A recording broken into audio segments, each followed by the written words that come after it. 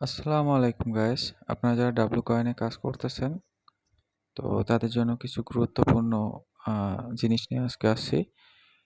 তো জানেন আপনারা ২৭ তারিখে ডাব্লু কয়েনের স্ন্যাপশট নেয়া হবে। তার আগে কিছু টাস্ক পূরণ করতে হবে। না করলে আপনি কিন্তু পেমেন্ট পাবেন না।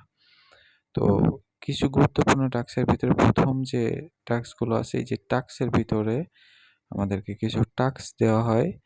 এই টাস্কগুলো আপনারা পূরণ করে নিবেন। এই টাস্কগুলো পূরণ না করলে কিন্তু আপনার ঝামেলা হইতে পারে। তো এটার পরে আপনি যেটা করবেন সেটা হচ্ছে আপনি ওয়ালেটে চলে আসবেন। তো ওয়ালেটে আসার পরে আপনি আপনার টোন কিপারটা এখানে কানেক্ট করে নিবেন। আপনি টোন কিপার কানেক্ট করলে দেখবেন এখানে অ্যাকাউন্ট ভেরিফাই দেখাবে। এটা কিন্তু সবথেকে গুরুত্বপূর্ণ টাস্ক। এটা না হলে কিন্তু কেউই পেমেন্ট পাবেন না। তো এখানে অ্যাকাউন্টটা ভেরিফাই করে নিবেন। তারপরে যেটা আছে যেটা সবথেকে গুরুত্বপূর্ণ সেটা হচ্ছে স্টেকিং।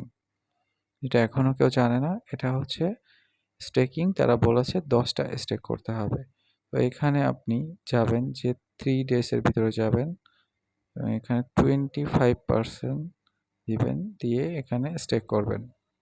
এখানে ১০ টা স্টেক আপনার কমপ্লিট করতে হবে। সেক্ষেত্রে আপনি ৩ দিন করে নিবেন।